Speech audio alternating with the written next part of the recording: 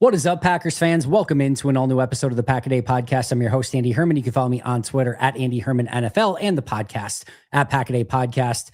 Justis freaking Mosqueda is here. You can find him on social media at JUMOSQ and, of course, acmepackingcompany.com. They do such an incredible job covering all things Packers all off season long. I've been nerding out on all the stuff, especially the stuff that Justis is putting out, and we're going to talk about a lot of it today. Justis, my friend, how the heck are you doing? I'm good. I'm done watching corners, and it's the least favorite position I have in terms of film watching. So I'm done watching college corners. I can there's like a couple that are lingering that might be irrelevant, like top 150. But outside of that, I've kind of put the nail in the coffin. So now I'm kind of focusing on free agency now. I mean, I kind of did it the opposite way. I guess some people do, because free agency does come before the draft. Yep. I just knew, one, I don't know which free agents are actually going to hit the free agent market, right? That's the biggest X factor of spending time, effort, energy on free agency. And I knew we're probably going to go into the corner. So I wanted to get the corners done before I do anything else. So now I'm just focusing on free agency and watching college linemen, obviously covering all the other stuff that the Packers are doing, like ESPN projected a trade for Kenny Clark and stuff like that. We got plenty of stuff up on an APC. I did a mock off season on Sunday. But yeah, just keeping myself busy while there's just dead air right now. Matt's going watching Badgers basketball games. So that's the good kind of period we're in. Are they good? I saw two wins against like top 10 teams or something. 3 wins now in total on the season against top 10 teams, which nobody else has done so far. And then like some bizarro losses to teams they shouldn't have lost to, but it's usually by like 2 points. One they kind of choked away. Another they kind of had some bizarro calls go against them at the end that they should have won. They've been playing really, really well though, so it's been fun to watch, and I'm excited to see. Hopefully they get hot at the right time. They're not like I don't think they're like a Final Four team or anything, but they're finally in the top 25 now, deservedly so. They should probably be higher. But you're probably looking at like a 5-6 seed if things stay status quo right now for Wisconsin. I don't think I've watched a second of college basketball this year. All I know is, isn't there some kid at like Kentucky or Kansas or something? He was a top 5 pick and he's just done for the year now already. He's like Kansas. Well, there's that. Well, I didn't hear that he's done, but he's amazing. BYU, and then Duke has Bootier's son as well. So there's some good ones. Here's my hot take. We don't need to go into college basketball that much, obviously. The college basketball tournament in and of itself is the best, like self-contained, like you get all the stories that you need with it just being like, I don't need all the build up to it. Like, all right, I get to hear like on the selection show and like the week leading up, I get to kind of hear some of these stories, and we get a couple of the play-in games. I do like watching some of the like conference tournament finals and things like that, but I really don't need much college basketball until about the conference tournament starting. And then once that starts and you go into March Madness, then I'm good. And then as soon as that thing's done, I'm good. And that was the perfect amount of college basketball. That's how I do it. I go in blind into the tournament. I think most people do too. If you look at college basketball viewership ratings and stuff, small anecdote here. So like when I worked XFL, we never had to cross over with the tournament. And that was the big deal for us. And I guess that logic of being worried about March Madness just sucking the air out of everything, late March, early April, is why the spring leagues have now shifted their schedule. It's why they don't play. I think they usually would have started like this weekend or last weekend. Okay. Makes sense. But now they wait until March Madness is kind of out of the way, because that is kind of the boogeyman in the sports calendar. Yeah, it very much is. It is, and it's awesome. It's unbelievable. I can't wait. I do catch a couple Wisconsin games, and like I said, they've been doing well. So they got another big one against Ohio State this week. I don't think it's as we're recording. I think it's later this week, but either way, should be fun. Can't wait for March Madness. March, obviously, huge free agency period as well. Look at that freaking transition.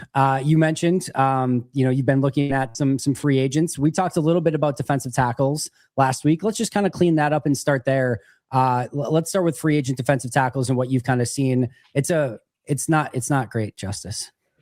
No, and I got Andy. I got contraband data. I did it. I finally got the contraband data. So here are the guys who actually played nose tackle. Okay. Okay. At least half the rate Kobe Wooden did last year. And if we're paying a nose tackle, folks, he's going to have to play a good amount of snaps because you would think. if you didn't pay attention to the Packers defense this past year, we were like the best team in the first quarter and the worst team in the last 3 because our defensive line wore down. This guy's going to have to eat snaps. And had at least as good of a PFF grade as Wooden. Okay, here are the names. Sheldon Rankins from the Houston Texans. He's not actually their nose tackle. He qualified on this list to like hit the above half mark of the Wooden snaps, but they really used him in the same way that we use like Carl Brooks and Devontae Wyatt as a nose tackle, which is third downs, you're kicking inside, right? So I wouldn't really count him. The other guys are Roy Lopez, who had he was with the Detroit Lions last year, but he had previously been with Jonathan Gannon in Arizona. I don't think I had realized that necessarily. I knew that there was the connection with Tonga, but I didn't realize that Roy Lopez is, kind of also has that Gannon pedigree. Connection. Yep, for a year. David Onyemata for the Atlanta Falcons. He's on the older side. He's going to turn 34. I don't think that the Packers are going to be in the old free agent market. It's they don't like historically not what they would do. Like Sadie's is like the one exception. Tonga obviously made the list. Daquan Jones, who's another 34-year-old. Tim Settle, who is actually the Texans' real starting nose tackle, not Sheldon Rankins. He's only 28, but he is just coming off of a December foot injury that led to his season ending and him requiring surgery. So that is a curveball that you could throw in there. Now, Andy and I were talking about, he was the Saints and then went to Giants cornerback last year. I almost said Delvin Breaux, the former Saints corner. It was Paulson Adebo. Adebo was the guy that we were like, maybe we can get Adebo for cheap. And then he still went for like 18 million per or whatever it was in free agency. So I don't know if you'd get a discount on Settle. Shelby Harris, who has an interesting connection to Wisconsin, right? Obviously started his career at the University of Wisconsin, grew up in the Milwaukee area, transferred to Illinois State. He's listed lighter, but I don't think they've adjusted the weight at all since he's been in the league. He is on the older side, 35 years old. He's a kick block specialist. He was the guy who blocked the kick when we played Cleveland last year, if you guys remember that. And then the last guy on the list is DJ Reader, who's going to be 32 next year. His contract just voided. So he's for sure going to be a free agent in the upcoming class. But yeah, man, there's not a lot of names. And then if you want to go names who are not 30 years old, who have played starting nose tackle at the NFL level and have been at least as good as what Wooden did last year, at least in the mind of PFF, it's Lopez, Tonga, who the good news is both of those guys have already played with Gannon, and then the other one is Settle, who's coming off of the foot surgery. So it's not a deep list. I know I posted this list and a lot of the commenters were like, what about A'Shawn Robinson? A'Shawn Robinson I don't know what his overall grade was for PFF, but specifically when he played nose tackle, right? Because that's what I wanted to look at. It's like 90 some snaps. Yep. But specifically when he played at nose tackle, his grade was like 40 something. He was like 53rd of like 58 qualifying nose tackles. It wasn't good.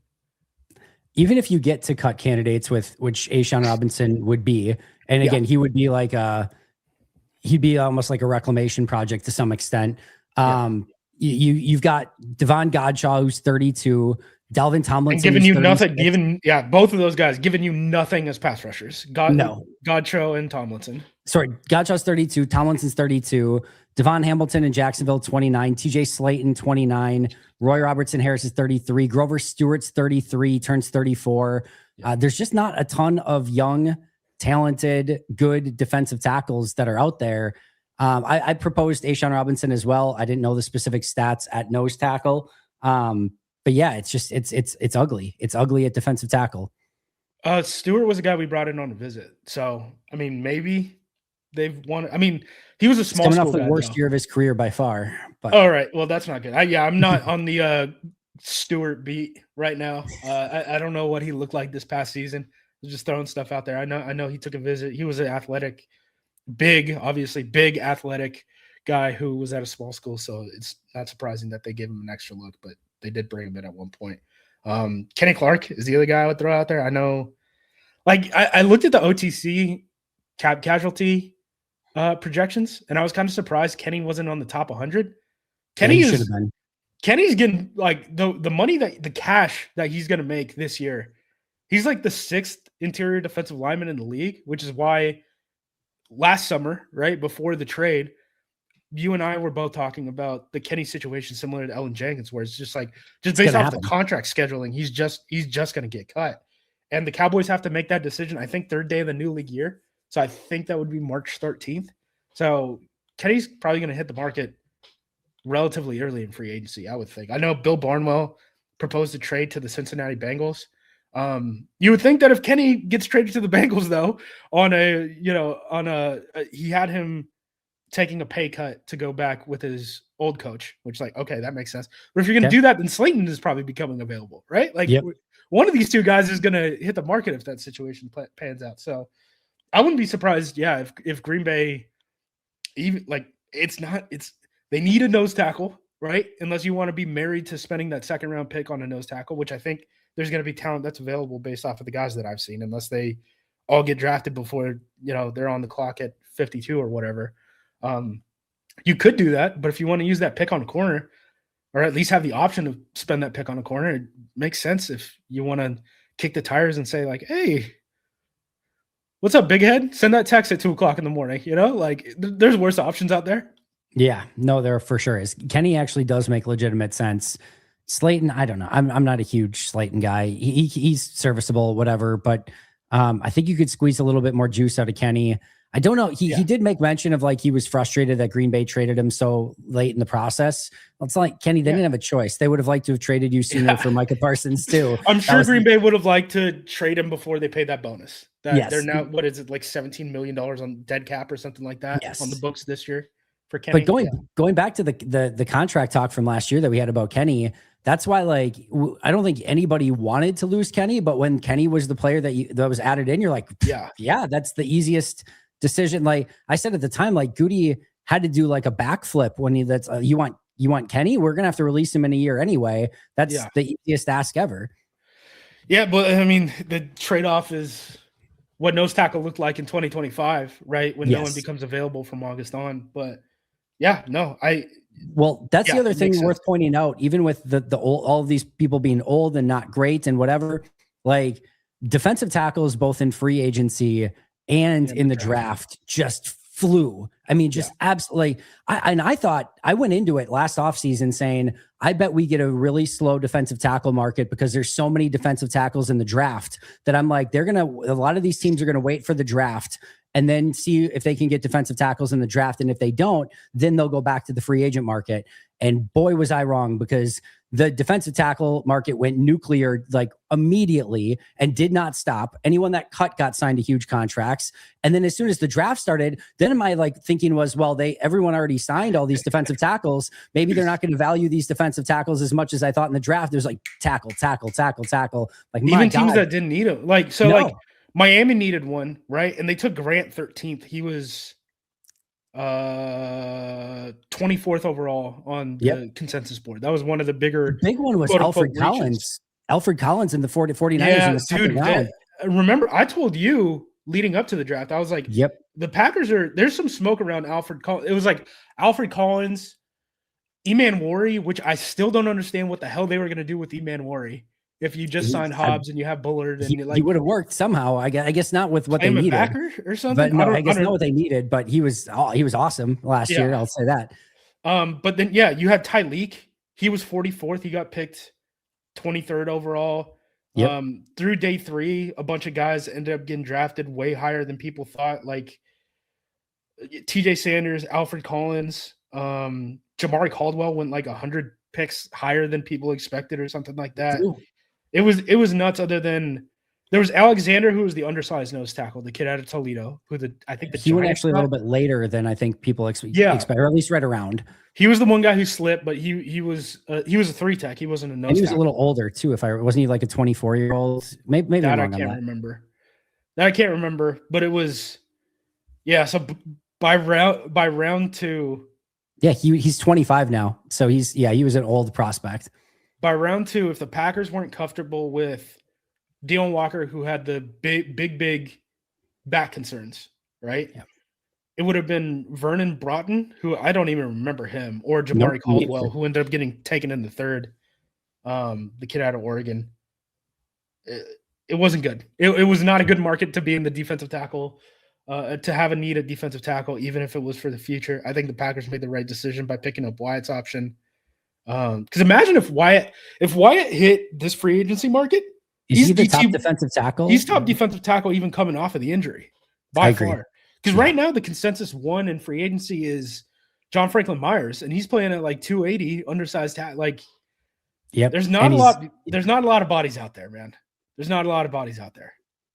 Defensive tackle is one of those positions that it's not super sexy until you don't have it, and then you're like, oh God, what all of a sudden Jonathan Ford and Colby Wooden and Carl Brooks and everyone else is playing a ton of Jordan Riley are playing a ton of snaps. Well, and the Lions didn't need Tyreek. They didn't need him last year, and they were like, no, we're gonna overdraft this guy by 20 draft slots relative to consensus, right? Maybe they liked him. I'm sure he was higher on their board and all that stuff. But they were like, no, we're going to take it and he'll sit a year. Who cares? We have our defensive tackle. So. All right. So that's defensive tackles. It's not great. Eventually we'll look at defensive tackles in the draft as well. There's good guys in the draft, but we also said this last year. Hopefully they don't all go before 52. 52. Seriously. Yeah. Good Lord. If they do, at least maybe some really good corners and offensive linemen will fall in that situation. But yeah, the Kenny thing does make more and more sense the more that you kind of get thinking about it.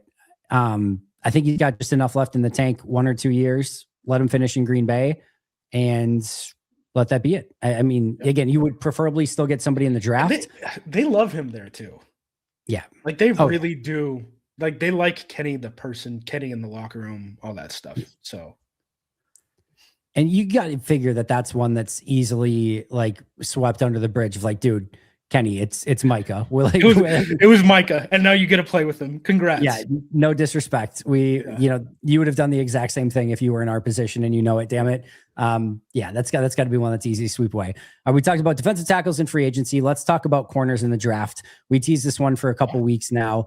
Justis put together on Acme Packing Company sort of a group of 8 corners that sort of hit the sweet spot of potentially being available 52 or later, that also are outside corners that kind of fit what Green Bay is potentially looking for, at least to some extent. We're going to go through 4 of those today, and we'll probably go through 4 more next week. The 4 that we're going through today, Davison Igbinosun, I think is, correct me if I'm wrong. This is always the hardest part for me, is because I spend all of my time only watching all 22 on these prospects, which means I never hear the name.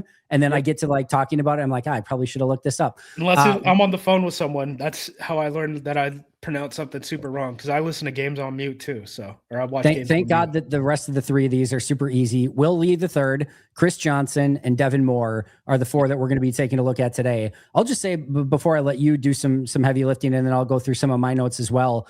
I liked all 4 of these guys. I was actually very pleasantly surprised with all 4. Like all 4 are just good, fun corners that I think could add to pretty much any team in the NFL. Whether or not they could come in and start and be legit right away, you never know until you get them in hand. But from a pure grading and watching film standpoint, I really enjoyed my time watching all 4 of them. Let's start with Davison Igbinosun from Ohio State. I'll give some just consensus stuff here. Number 72 on the consensus big board, 6'2", 195 is what he's listed at. We have not had combine stuff to verify any of this, but 6'2", 195, junior out of Ohio State, 22 years old in April.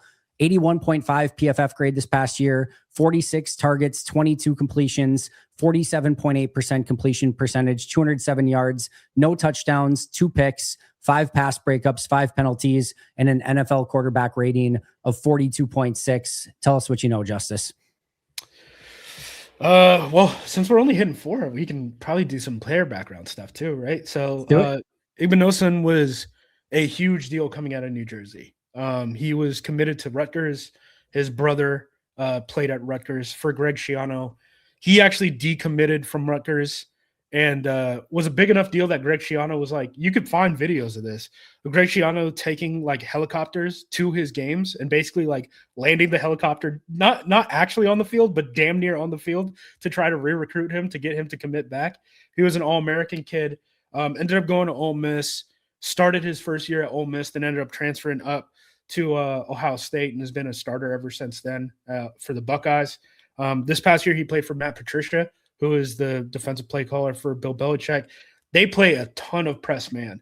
I would not be surprised if a team that, and there's not very many of them left. Not anymore. Yeah, but like if a team wants to be more in the press man world, if they loved Igbinosun to the point that he's not going to be there on the board for Green Bay. Now, I know he's ranked 72nd on the consensus board, all that stuff. The big issue with Igbinosun coming into this year was the penalties. So you said that he had 5, right? Last year he had 15. He was getting a DPI like every single game, like very grabby, very aggressive cornerback, very athletic guy. Definitely toned it down this past year. Is still like plays like a hothead. If you watch watch the Illinois game. The Illinois game, he's going ape crap the entire time. Like he's yelling at fans, refs, opponents constantly. It's hilarious. I love it. Great movement skills. I think for what the Packers want to do, I think the biggest trait you want to look for these cornerbacks is click and close ability, because I think they're going to be playing from off coverage, and I think that they're just going to want to just like take the air out of it like that once you're able to recognize how the routes sort out, right? That's kind of how it works in quarters world. If you want to do, because I know people bring up this point too, where they're like the quarter stuff, they play this coverage where you lock the number 1 guy on the outside. You can do that. It's called stubby.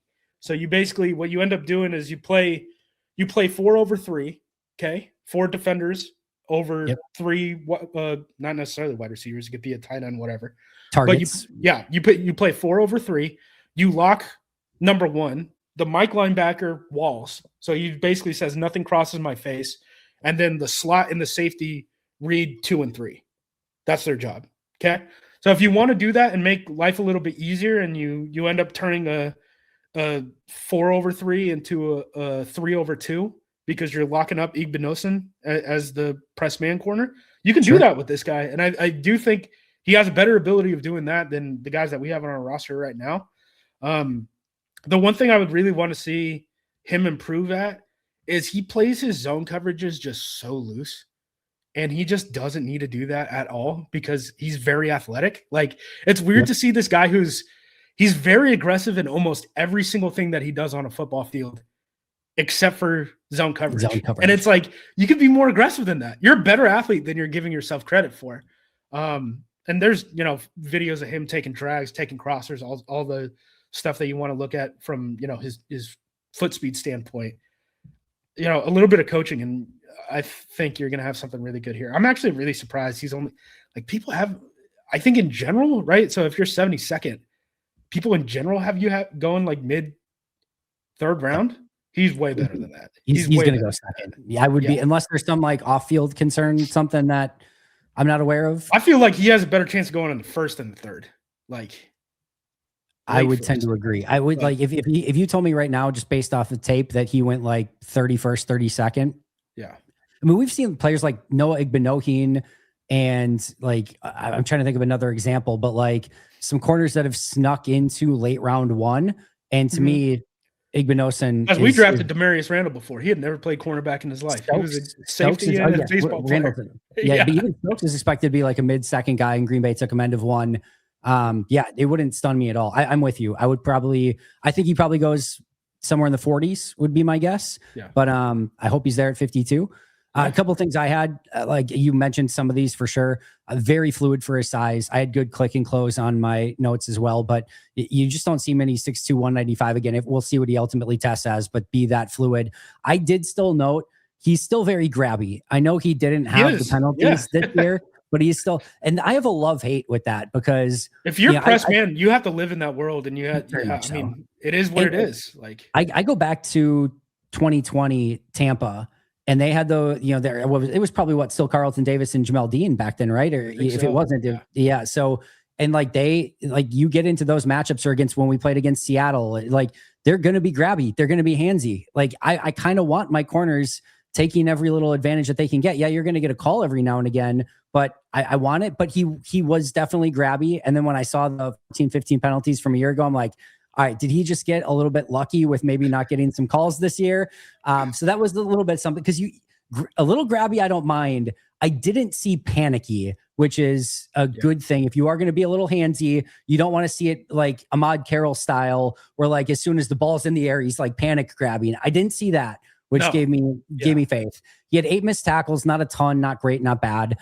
Played left, right, and in the slot, good length. He can play man or zone. He's great. He's great in the slot, by the way. When they needed him, talented there. When they needed him, like if you ever want to be in a spot where, hey man, we're playing man and Justin Jefferson is in the slot, like Igbinosun gives you a better chance at winning that than what the Packers have on their roster right now. Like the day he walks in.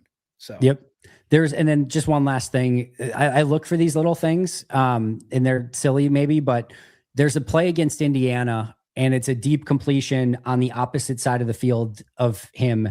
And you can tell he's pissed off that there was a completion on the other side, and that because it was late in the game. It was a big play. And you could tell like he hated the fact that was completed. It shows me that he cares. He wants to win. He has the desire. Like those little things I care about a lot. And he showed that again, it means something to him, which I absolutely love. I love his demeanor. Yeah. I want to take a little time right now in between before we get to the next guy to just talk about some guys we aren't talking about. Okay, go for it. We can make it quick. These are guys I don't think are going to be available because they're ranked in the top 32 and we're picking 52nd. And those guys usually don't fall unless they have medical concerns or off-field concerns. And the Packers really don't touch either one of them. Mansour Delane from LSU, Jermon McCoy from Tennessee, who people think is the most talented one of the bunch, but I believe he was the Tennessee corner who got injured. Avion Terrell, AJ Terrell's younger brother from Clemson, Brandon Cisse from South Carolina, and then Colton Hood, the other corner from Tennessee.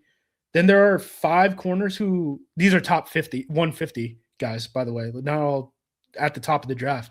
These are corners who are probably too small for what Green Bay is looking for. Keith Abney from Arizona State, D'Angelo Pons from Indiana, Malik Muhammad from Texas, who might be like right on the borderline of whether they consider him or not. Okay. Chandler Rivers from Duke, and then Hezekiah Massis from Cal. And then you'll see 3 other guys ranked in the top 50 pretty consistently who are just not outside corners. They're slot defenders. It's Keontae Scott from Miami, Traden Stukes from Arizona, and then Jalen Kilgore from South Carolina. You'll probably see Kilgore ranked more as a safety than as a cornerback. But that's why I didn't really include these guys on the list. I think the Packers are going to look for an outside corner because they need contracts there, and they have plenty of slots. So you don't want to see him keep Nate Hobbs and draft a couple slot corners and go, oops, all slot corners. If they do that, I think this place is going to burn down. I did a mock draft roundup, and someone had him going Keontae Scott in the second. And I was like, Doug, if we draft a 24-year-old slot-only cornerback with our top pick, I really do fear for the lives of people in Green Bay. Like, they might have to shut down Brown County. Let's hope that's not the case. All right, we ready for number 2? Let's go. We got Will Lee the third, 104th on the consensus big board, 6'1", 189, a little bit on the thinner side for 6'1", but again, not verified numbers yet.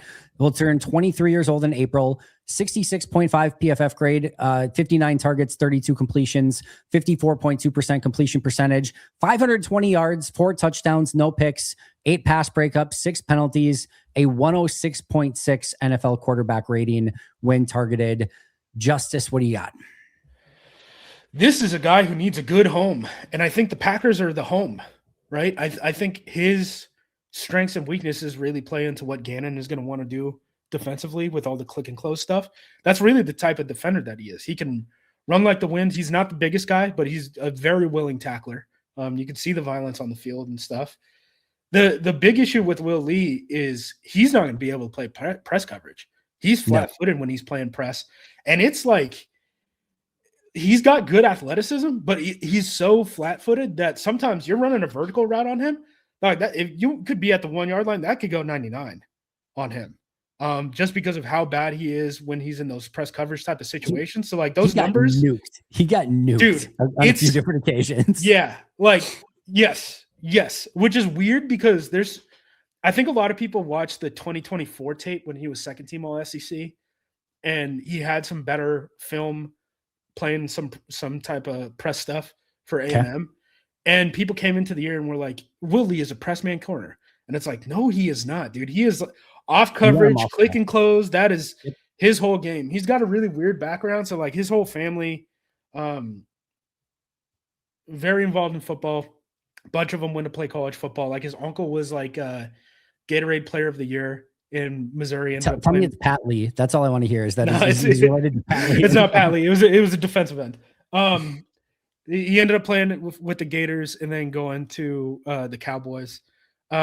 Lee actually got his first football scholarship at a high school basketball game when he was 15. Missouri was visiting to Missouri's linebackers coach was visiting to watch Jeremy Macklin's younger cousin play basketball. He was a guy that they were recruiting to play receiver, and was like, who the heck is that guy? And then basically walked over to Lee after the game and was like, hey, do you play football? And he was like, yeah. And he was like, that's great. We love to hear it. Here's a scholarship. And basically gave it to him without watching any film, any of this stuff. This was his sophomore year of high school. That's crazy. Lee didn't do what he needed to do. And that is the simplest way that scouts put it to me, where it was, hey, he was being immature. He was in a family where everyone went and played college football, all this stuff, right? Didn't have his grades together. We had the pandemic, all that stuff. He ended up slipping through the cracks. So even because even though he had the offers to like Iowa and stuff like that, he couldn't go. He didn't have the academics. So he ended up going to Iowa Western, which is like huge JUCO power. Like nationally, I think they've been the the national champions or the runner-ups for like the last 5 years. He goes to JUCO the year that all the JUCO guys' years didn't toll for eligibility because it was coming off of the pandemic.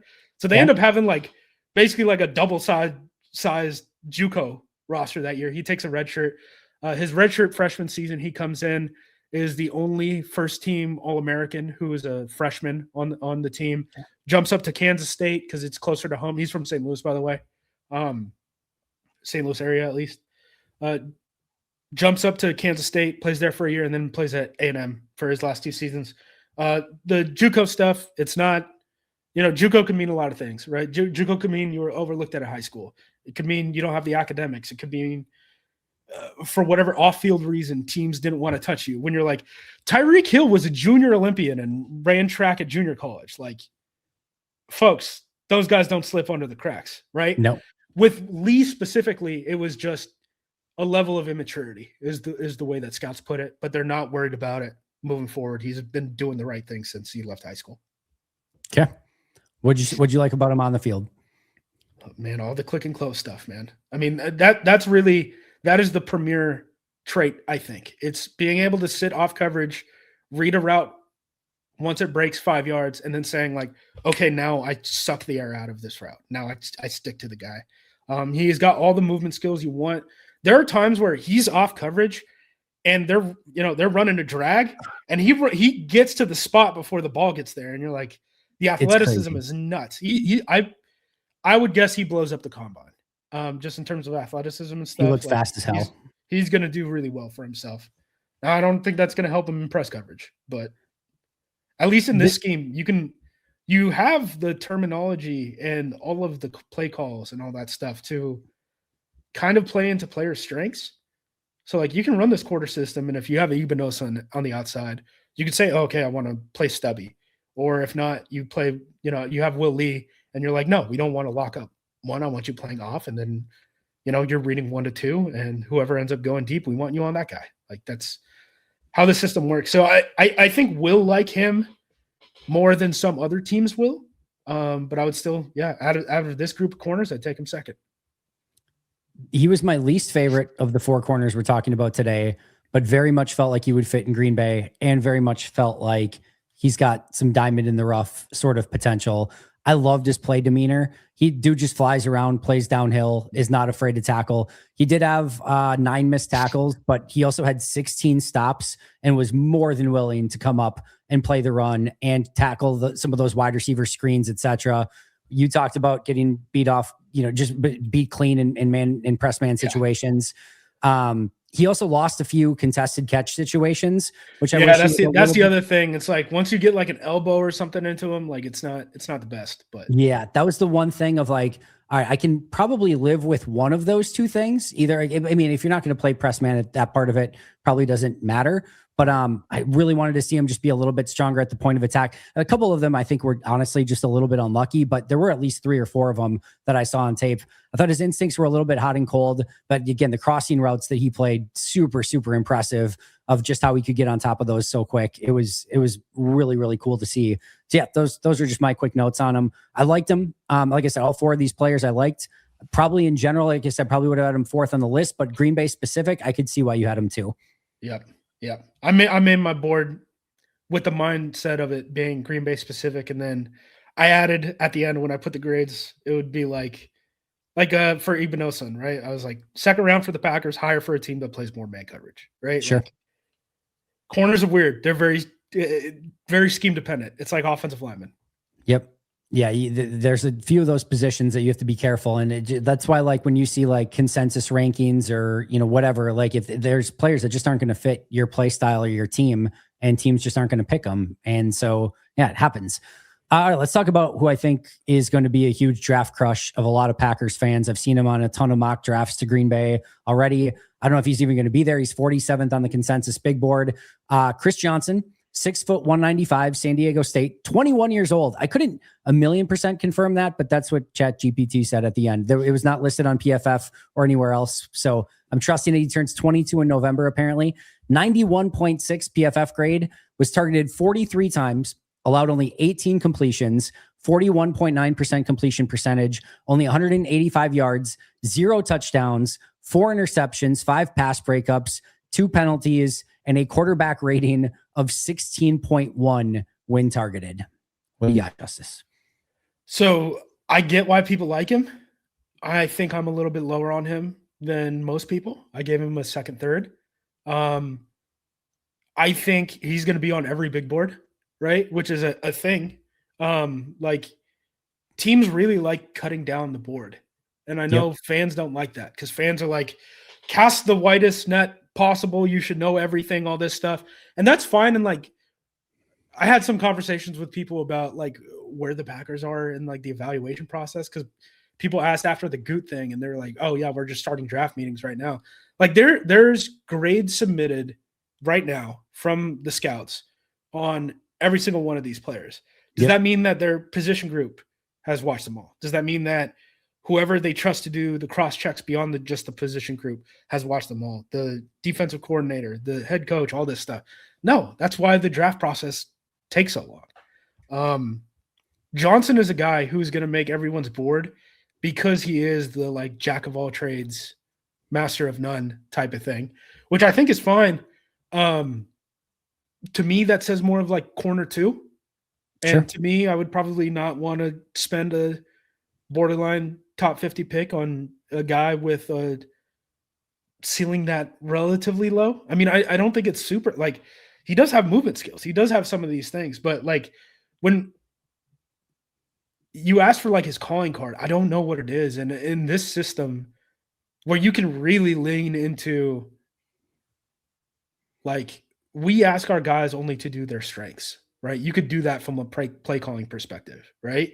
Yep. I don't know how valuable that is compared to someone who, like Will Lee, where I'm like, I know you're really good at this one thing, right? The thing with the production too, he played in the Mountain West, right? That's always going to be a thing. He got a lot of hype at the Senior Bowl. I will say that. Scouts are very excited about how he performed at the Senior Bowl. Again, the Packers aren't going to be a man coverage team, though, and they're not going to be a spot drop zone team either. And those are the 2 things that you're allowed to do in all-star game environments, right? I get it. I'm not as high as other people. I wish Jordan Trison would have been healthy for that game against Arizona State. He's the like top 10 wide receiver for ASU. That was San Diego State's like the big school that they played this year, like the Power 4 or whatever the heck you want to call it at this point, school. But they didn't get that matchup because Trison was hurt. I get it. If he blows up the combine, maybe I'll eat some crow and go back and watch more film. But here's I think his numbers are better than his film at this point. Here's the fun little sweet spot of Green Bay being at pick 52. If he blows up the combine, he's not there at 52. Yeah. And if he doesn't blow up the combine, with the style that he plays, Green Bay probably isn't interested in him at 52. Yeah. They're probably in complete no man's land with Chris Johnson, because in order for them to be in love with him, he's going to have to completely he's going to have to be like a 9+ RAS guy. Not that they're looking at that, but you get my point.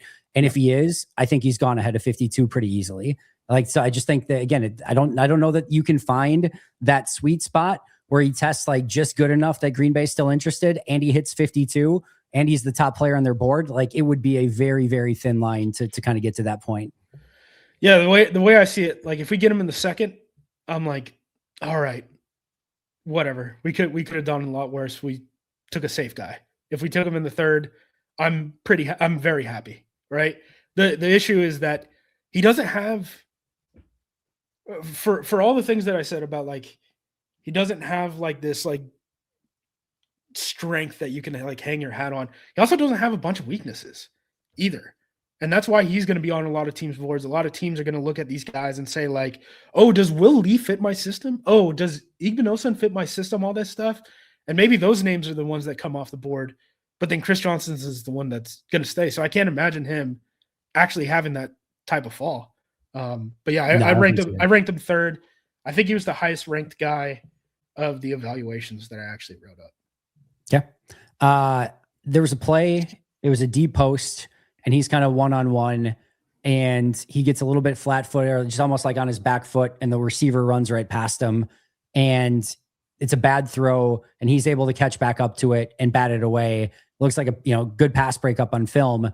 He's torched if the quarterback throws a decent ball. That's right. Part of this. Mountain West football, baby. I'm benefiting from lower level of competition.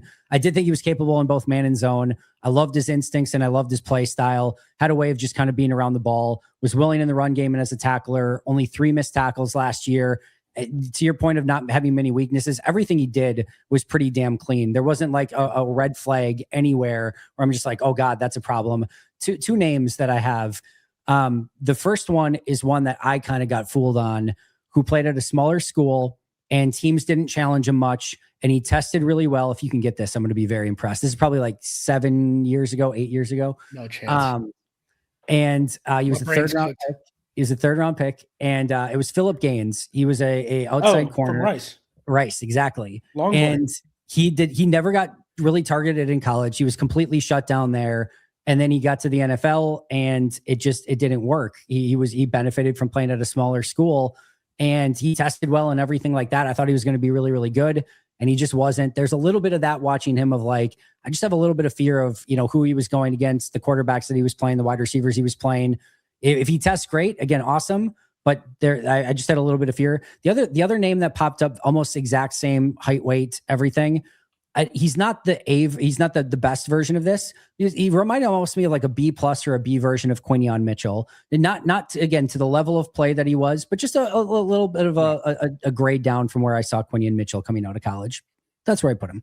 Yeah, I think a lot of teams are going to like him. I don't know how many teams are going to love him. And then of course, that could change at the combine, right? Because there's some people who think that he's going to run better than some of his projections too. So.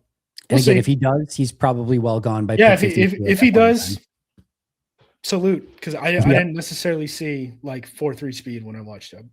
Hey, friends, before we move forward today, just a huge shout out to Sleeper for sponsoring us here on the Pack-A-Day podcast. They've been wonderful to partner with. And guess what? They just launched Team Picks over on the Sleeper app. These are really, really fun to play. And they're super simple. You just choose a team to win by selecting yes or no. And it's not just team picks. There's some other really fun options. A couple that caught my eye. Green Bay, a 6% chance to win the championship next year. Interesting. Fernando Mendoza, a 93% chance to go number 1 overall. Also interesting. And there's a ton of other really fun options out there. You can make these picks right now over on the Sleeper app. And again, it's not just those options. There's a ton of options out there. I'd like to know from you guys in the comments. Do you think Green Bay should be better than a 6% chance to win the championship? Do you think there's better than a 93% chance that Fernando Mendoza goes number 1 overall? Again, these just launched on the Sleeper app, brand new. And again, I want to give a huge shout out to Sleeper for partnering with us, not only on today's show, but all season long. You can check them out over on the Sleeper app. All right, friends, it is time. It is time to talk about Luigi's Frozen Pizza. And today, We're talking about the Big Daddy Mega Meaty Pizza. This thing is unbelievable. Wisconsin mozzarella, spicy Italian sausage. That sounds good. Could it get more sausage though? It could. Classic Italian sausage, sliced pepperoni. That sounds good. Could it have more pepperoni? Yes, it could. Diced pepperoni. And of course, their amazing robust tomato sauce. Just in case you weren't counting at home, spicy Italian sausage, classic Italian sausage, sliced pepperoni, diced pepperoni. This thing is filled to the brim with a ton of amazing sausage and pepperoni. This is for big appetites. It's got a thick, crunchy crust, loaded with toppings, loaded with flavor. Great for college basketball, spring training, Olympics, tea parties, birthdays, celebrations, late night snacking, breakfast, lunch, dinner, just about any time you could possibly want pizza. It is perfect for it. Check it out, the Big Daddy Mega Meaty Pizza. You can find them, of course, in the freezer section of your local grocer, and you can find Luigi's at Luigi's Pizza on social media, and of course, luigispizza.com. Go get yourself a Big Daddy Mega Meaty Pizza. All right, let's go over the final one. Devin Moore, number 93 on the consensus board, 6'3", 198, out of Florida, turns 22 in September, 83.0 PFF grade, targeted 30 times only, 17 completions, 56.7% completion percentage, 189 yards, 2 touchdowns, 2 picks, 3 pass breakups, no penalties this year, no penalties the year before either. He's gone 2 years without committing a penalty, 70.0 quarterback rating when targeted.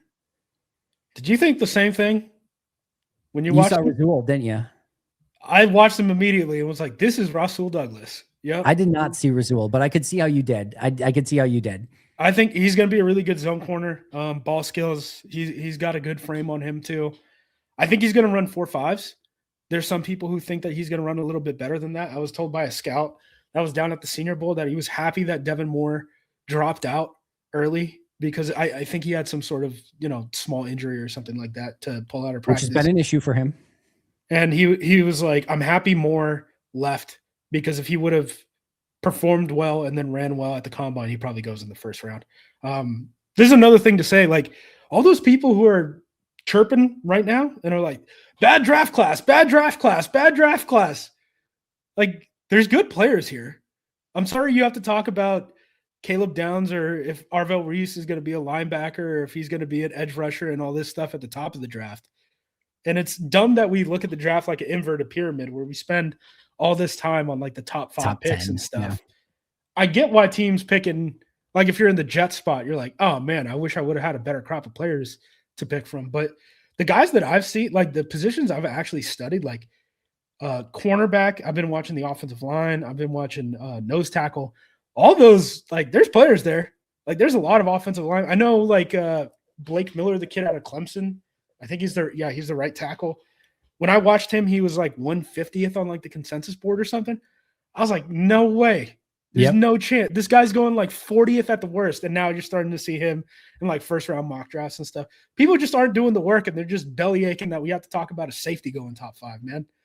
Devin Moore's a good player. I think a true zone team, like a spot drop zone team where he's not having to run around as much. He can really choke guys playing that cover 2 corner. When he's covering deep, it's probably going to be cover 3. So he has the sideline to help him as a defender and stuff like that. He's got ball skills. He's got the length. He's got the size. I think other teams will like him more than us, but if we take him in like the 3rd, I'm not going to bat an eye. If we take him in the 2nd, I'm probably going to have some questions about like what type of scheme that we're going to be running and whether if we're actually going to be living in the quarters world or not, because I don't want Devin Moore taking crossers across the field. I don't think he has the foot speed for that, but some people think he's going to run better than the 4.5s. We'll see at the combine. I don't think so, but if he runs 4.4s, it might be a little bit of a game changer. If it's better than 4.4, it's a big game changer. I just thought awesome football player. Loved watching him play. Only 6 career missed tackles, no penalties in the last 2 years. He's, again, more than willing tackler, willing in run defense. Great size for the position. Struggled with injuries, so that's one issue. I think he had a shoulder issue, if I remember correctly. Really good ball skills, really good instincts. I could even see him being somebody who plays really good corner early in their career, and then in year like 8 or 9 transitions to safety and plays really good safety. And he's got the size, he could tackle. Yeah. He's got the frame.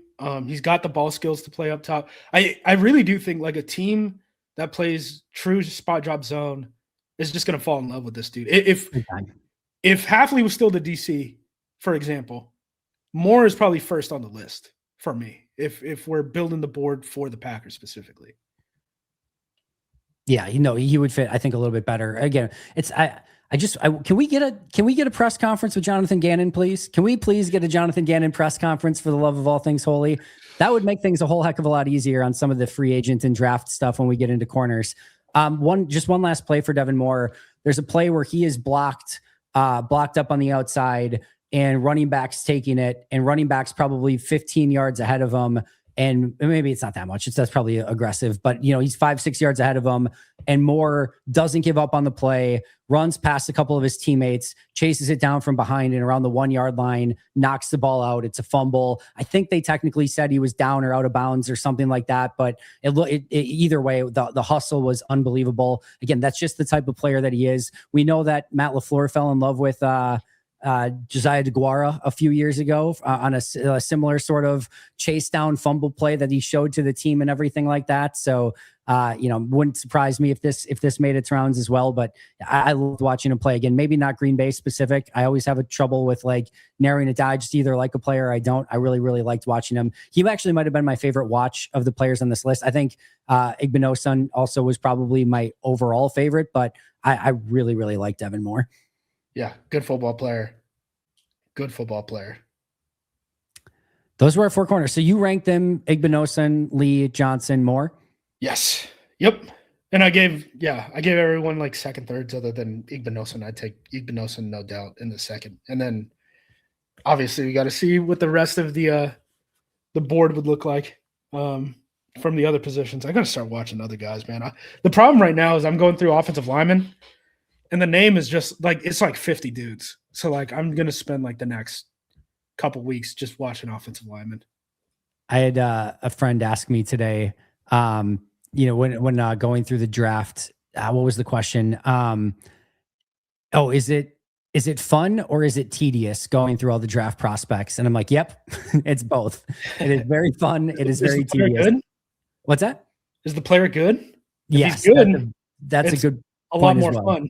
If you immediately are like, oh man, this guy's athleticism is not great, it can feel real tedious really quickly. Very, very fast. Also, when you just when you get a list of all right, let's go through some corners, and then you got 25, 30, 40 guys, and you're like, okay, let's start going through these. My biggest issue, the Packers specs on corners helps us out a lot, right? That's true.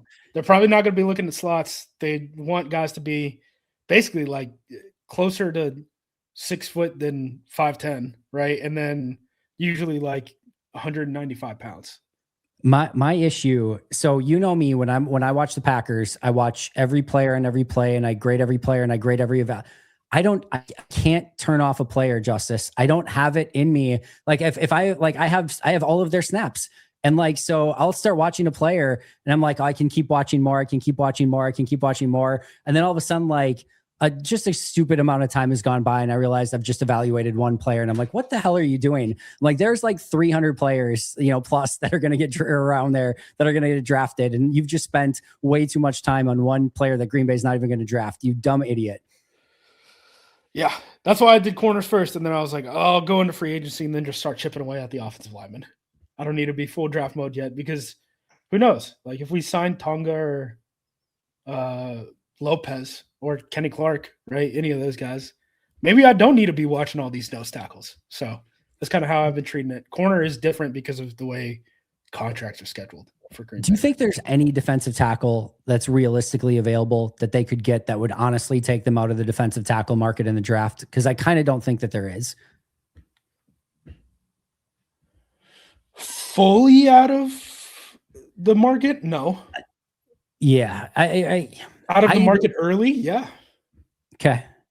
I think if there's anybody that they get in their best player available is still defensive tackle at 2, I think they would. Yes. But I think if, all right, throw out a scenario, right? You sign Kenny Clark, similar grade corner defensive tackle in round 2, then you take the corner. Round 2 and round 3, then you can wait. Because the thing about nose tackle is there's a lot of like there's a lot of guys in like the top 50, and then there's like a lot of guys in day 3. Yeah. And there's not a lot in that middle ground, especially at nose tackle. Unless you're talking about guys like Corleone, who's got the blood clot issue, right? And no one knows what the heck is going to happen with that. He wouldn't step on the scale at the Shrine Bowl, which is a red flag. But yeah, there's not a lot of guys unless, you know, a Daryl Jackson or Dominic Orange are still available for you in the second round or something. There's not going to be anyone that's going to be a smart pick, I don't think, in the third. There's been some buzz about this Missouri kid. I haven't seen him. His name is McClellan or something like that. Yeah, I'll have to look. I'll watch him eventually. I don't have an opinion on him right now. Maybe he's the guy in the third round, but yeah, that's just kind of my thought right now. Let's go through lightning round. A couple other topics I wanted to get to before we get you out of here. Packers hired Auburn's general manager as a member of their scouting staff. What are your thoughts on that? Yeah, well, smart. I think it's interesting. I think on paper, the Packers don't have a Southeast scout right now. Like if you look at like Packers.com on their front office thing, I don't think he's working as the Southeast scout. It would be kind of weird for a general manager to be taking a step into that. I'm sure he's just serving in some college scouting role for them. Now, the benefit is he knows who these kids are, right? In the NIL world, all these kids are hitting the portal, all this stuff. You have to be comfortable with them. That's the world that he's been living in, is evaluating the guys who are coming out in the draft right now, but just when they were 17 through 20, like 25 now, right? Yep. Instead of as draft prospects. So he should give them some institutional knowledge about the SEC. And the SEC, I mean, Auburn did recruit nationally too. So that's a benefit. Piece of news that I have for you guys. There's been some people that have reported it as expecting to sign with the Packers. He has been working with the Packers this entire All-Star circuit. So he was at the Senior Bowl and the Shrine Game. Love it. So that's something I had heard from scouting circles when I started tapping in with people. Okay. They're like, expected to sign. Like, he is working with the Packers actively right now. Like, he's jotting down notes, falling around offensive linemen, defensive linemen, stuff like this. He is wearing a cheese head as we speak. He is draped in green and gold. Yes, his piss is warm. Yeah. We need it hot. How unbelievably angry are you that Luke Getsy is the quarterbacks coach of the Green Bay Packers? Couldn't care. I honestly do not care. I don't know. Like, the order of operations, right? It's like you have the head coach who's the offensive play caller, you have the offensive coordinator, you have the passing game coordinator, and then the quarterbacks coach.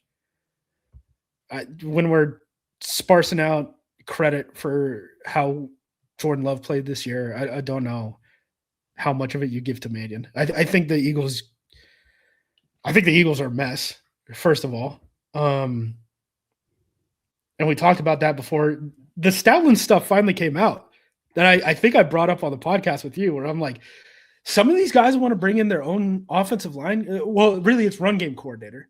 They wanted to bring their own run game coordinator. Stoutland wanted to be the guy in charge of that. And then there was obviously a break in the same way that there was the drama with crap. I'm spacing on his name. Who's the Browns DC? Schwartz, where it was an issue in the hiring process for a different job about how he was handling the news that he might not get it, right? And that was another thing I talked about on here before it came out. So yeah, I don't care. I don't care who the Packers quarterback coach is, Matt LaFleur, as far as I see it. So it matters to me a lot more for the backup quarterbacks than anything related to Jordan Love, in which case it's not that big of a deal one way or the other. Guys overrate like those meetings too. Those solo meetings, man. Like, people are screwing off a lot. Like, some of these coaches are just putting up like PowerPoints, video clips, all sorts of stuff. Like, it's not a whole lot of like, we're grinding real hard, especially like like you make like what, 40 passes over a day in a practice? Yeah. Maybe. And you're having meetings constantly. You can only go over those passes. But how many of those were in a walkthrough setting? Right. Exactly. It's like, oh, what does this defense do? Oh, okay. It's the same of like, there's like 3 families in the NFL. We know what they do. All right, you asked me to ask you about one Devin Lloyd. So what do you got on Devin Lloyd, Yeah. linebacker for the Jaguars? So he's hitting the market.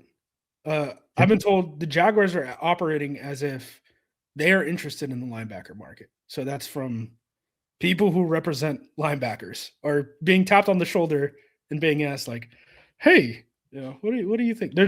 There would never be any tampering in the NFL. It would never happen in free agency. Never. Andy.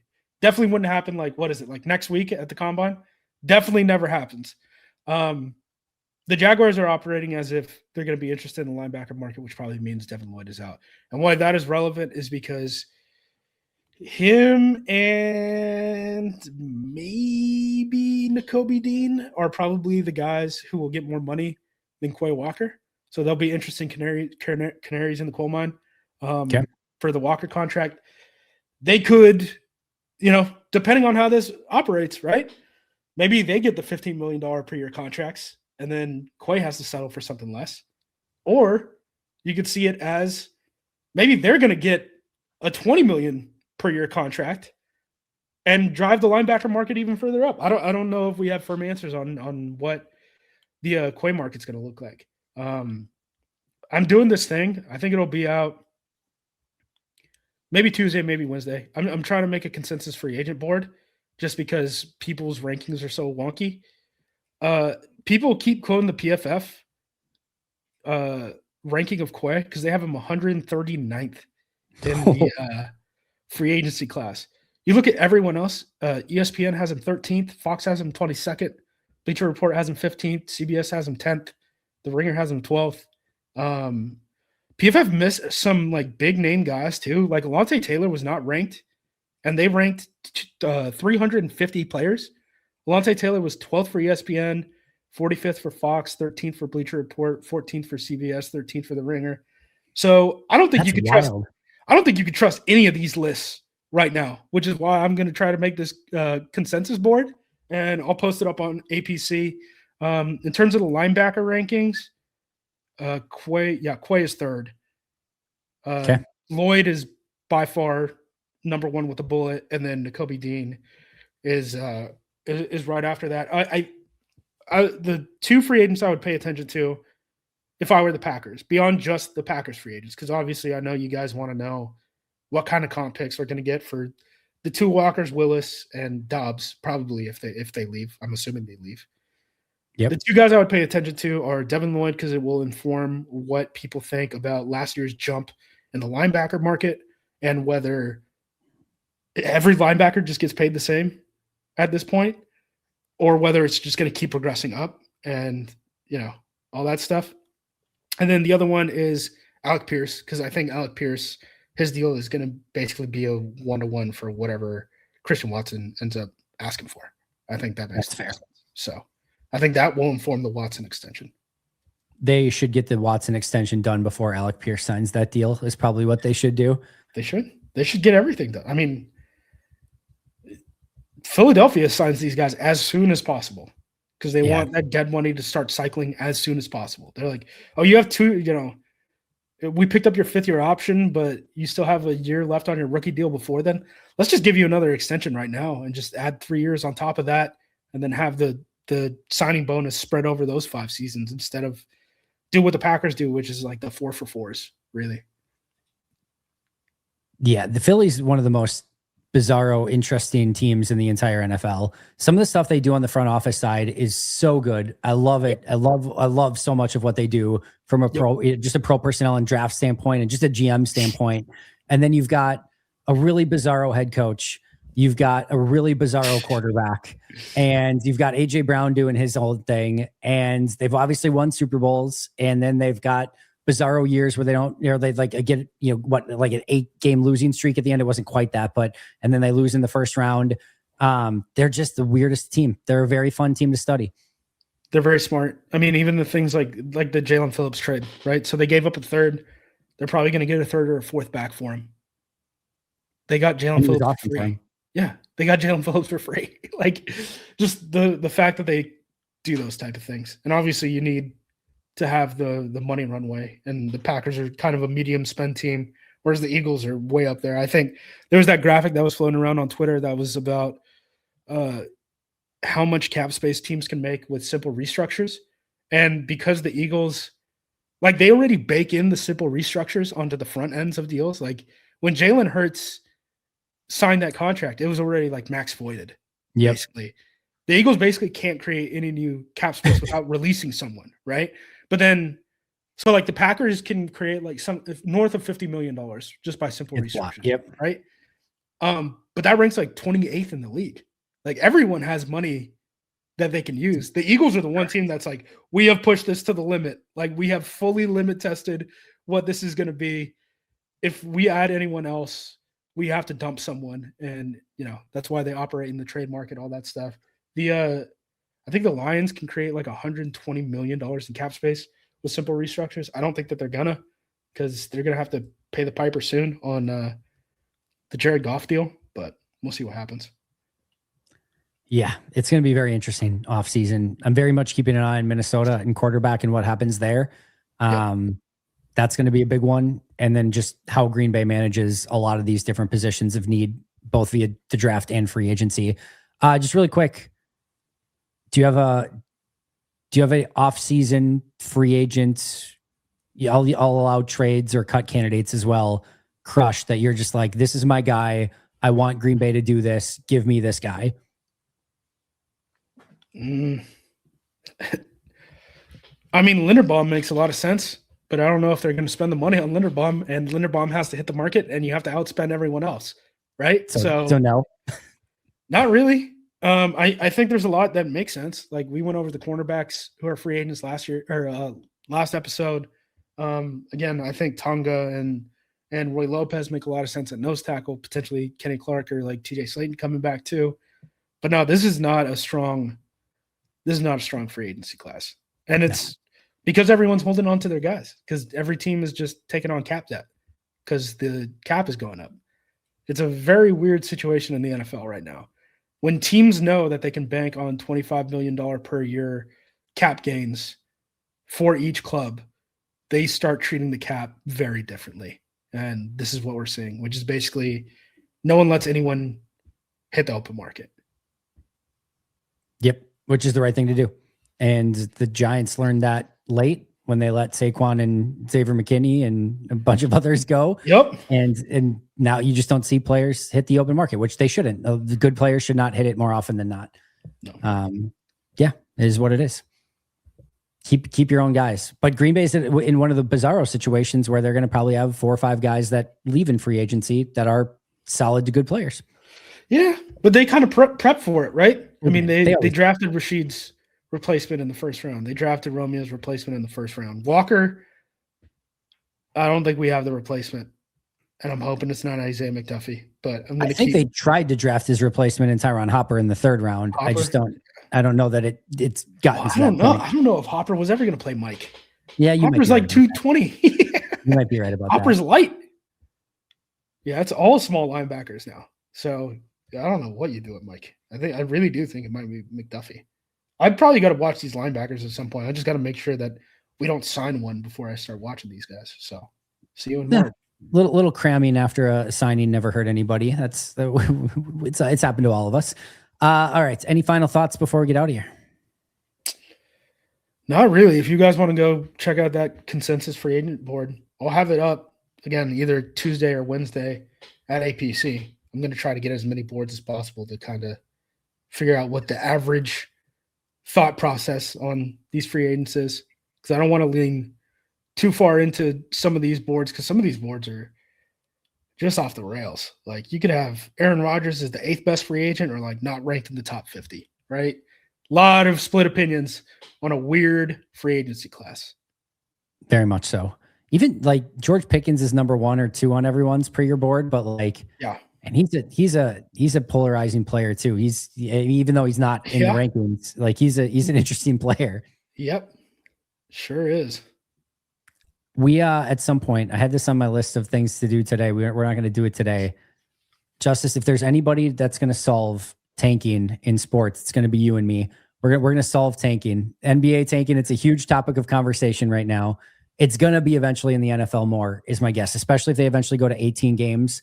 I think we're going to see teams end up doing it a little bit more. Football is so hard. No one wants to lose in football. It's a more physical game. You're Like probably look, right. look at Miami. I mean Flores in Miami and all that. Like Micah Fitzpatrick, right? Like the second game was like, dude, you have to send me somewhere else. Like it cannot be this. It Yeah. cannot be this. So you tank by accident in the NFL. Everyone is genuinely trying. I don't know if you can get around that. Let me clarify. I don't think any coaches, players, etc., are tanking never, maybe to the level never. Yes, but a general manager can help things along by shutting down players sooner. We even saw like sort of the Trey Hendrickson stuff this year in Cincinnati. What's that? I was going to say Crosby when they were like, oh, yeah, sorry, that's what I meant. Right, that's what I meant. I meant Crosby. I said Hendrickson. I meant Crosby. We saw that a little bit with Crosby with the Raiders. Yeah, I think we're going to end up seeing more of that as time goes along. I hope I'm wrong. Would 1,000,000% love to be wrong. But the problem is you lose the locker room, man. More. You see how pissed Max Crosby is about that? Like, yeah, that's true. That one game, like, did you see the thing where so he came out because there was some, I think it was Glazer. Jay Glazer reported that, the buzz around Max Crosby got really hot and all this stuff about a potential trade. He doesn't think he's going to be there. Max Crosby ends up doing this sit down video and he's like, people don't know what they're talking about. I just woke up to this news. Kind of said that it's not true, but I don't know. You can't ever trust people when they have, when they have incentives to lie, right? I mean, we just talked about Goot lying on the press conference on the podium at the press conference last week, but now the news is coming out where Max Crosby's like, and Dana White are like, he should be the heavyweight champion of the world in UFC, and I'm like, oh my god. So this is the stunt that they're going if the Raiders don't trade him. If you had an NFL UFC championship, who would be? It's got to be Myles Garrett, right? Trent Williams, Trent Williams. Oh my god, I guess. Yeah, I mean, those are two very different sized humans for sure. Yeah, I mean, those two answers are as good as any that I've heard. I can't think of anybody else who I would put quite in the category of either of them. To me, it's Myles. I think, although again, Trent's got some size on him and he's a freak amongst freaks. I think it has to be those two. I can't think of anybody better. Speaking of guys who left their old team because they were unhappy, Trent Williams, Washington Commanders. Were they the Commanders at that point? They were football No, team? they were certainly not the Commanders at that point. I don't even know if they were a football team. They might have been the team that is no longer mentioned at that point still. Do you remember how bad that was? Because they like ran scans on him and missed a brain tumor, I think. Jesus. And he was like, dude, I could have died because of how bad your medical staff is. I'm never coming back here. I still couldn't believe they couldn't get more for him because it was like a third and it was like a third and dude, some stuff. A third and a milkshake. Yeah.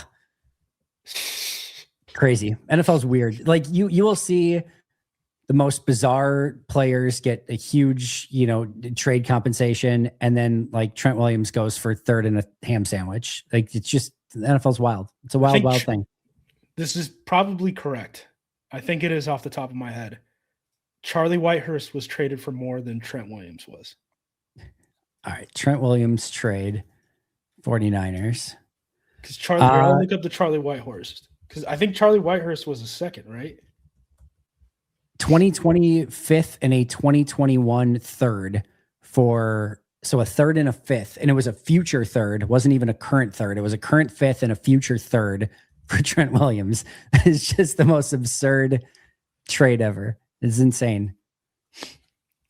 Charlie Whitehurst got traded to the Seahawks for a third round pick and pick swaps in the second round. So probably more. Yeah. Yeah, probably more. Clipboard Jesus got more than probably the best offensive lineman I've ever seen. Just wild. Just absolutely wild. And I know Joe Thomas is good.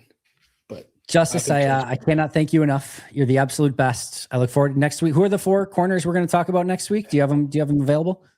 Julian Neal. This is why I like putting you on the spot. Takario Davis, Dominique Jackson, and Dalen Everett. Okay. That's what you guys can look forward to next week. We'll break down those four corners unless I'm lazy and don't do it, but I will do it. You have my word. We will, of course, be checking you out over at acmepackingcompany.com, on social media at JUMOSQ. Anything else you want to pimp before we leave? No, that's it, man.